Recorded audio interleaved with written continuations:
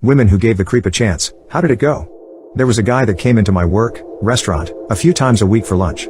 He did this for a little over a month, so he became a regular.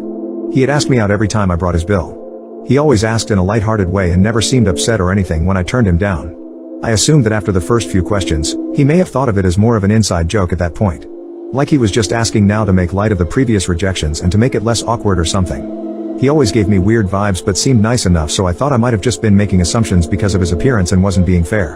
One time that he asked, I decided randomly to agree and give him a shot. Why not, I thought. He was always super kind and I had gotten rather used to the awkwardness I felt being around him. He seemed so excited and I asked him to leave his number on the receipt and I would call/text him when I wasn't busy to set something up. So it wasn't really much of a joke to keep asking me out. I mostly figured that though TBH. A few days later I hadn't texted him yet to set anything up or even give him my number, and I get a text only a few minutes after walking into my house after I got home from work. It said, "Hey. It's from. I know it's a long shot, but I'm free tonight and bored. Wanna hang out? If you're free, that is." I asked him how he got my number. He said I gave it to him the night I agreed. I absolutely know I didn't. I got really creeped out but decided not to confront him about it and just play like I'm a ditz and believe that I must have done that. I just didn't remember because it was busy. I told him that I wasn't free to hang out that night, that I was going to be working later to help cover a shift and then would be pretty pooped by the time I was off. I only ever saw him come in for lunch, not ever dinner shifts. A few minutes passed before he responded. He said, "Why are you lying to me?" I just responded with, "What? Lol." He said, "I know you were home. If you didn't want to hang out tonight you could have just said so." Alarm bells rang in my head. I thought, there's no way he's outside my house. He is just trying to call my bluff. Creepy but not a full-blown stalker. But I felt exposed. I felt the crawling on my skin that only burns into you when someone is staring at you. The vulnerable pulses that are felt only by prey. I looked out through the blinds of my bedroom and he was parked right outside my house. I could see his face lit up by the phone screen.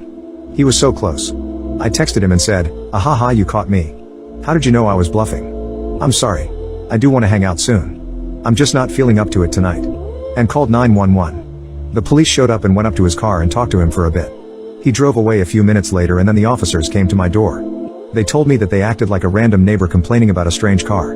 They didn't implicate anyone but made it seem like it was an older person, so probably not me. They took his plate information but asked him politely to move so he didn't upset anyone in the neighborhood, and he complied. I went to my friend's house that night and filed a restraining order the next morning. I later found out that he most likely got my number from the shift sheet behind the hostess counter, because several coworkers had seen him, at different times, snooping back there and kindly stopped him. He, I guess, grabbed a roll of silverware claiming that the server hadn't left him any and he didn't want to bother anyone because he knew they were busy, so just grabbed it himself. This stopped anyone from suspecting him of anything odd. And that his car had been parked at my house almost every night, neighbor's security camera. I don't know how he got my address, but I assume he must have followed me. He must have been full on stalking me for a while. He did come into my work a day or two later for lunch acting like everything was normal. I immediately went and got my manager and she informed him that he had a restraining order against him preventing him from eating there because he would be in violation of it. I had already changed my phone number, so I don't know if he tried to text me, and I didn't sleep at my house for weeks, but I never saw him again after that. And I often find myself thinking back to that time and wondering how much more he did and for how long that I don't know about. Like, maybe he stalked me long before he started coming into the restaurant, and only started coming in there because he felt more brave than before to interact with me. How much of my private moments throughout my life were actually not private? Also, I have never once stopped feeling scared that he might have still stalked me and knows where I am even now, but is keeping himself hidden. I doubt it, but the fear is still there. I have never felt comfortable being alone. Ever. Most of this would have still probably happened even if I didn't agree to give him a chance. But if he hadn't slipped up about having my phone number when he shouldn't, I would have gone out somewhere with him, and who knows how badly that could have ended.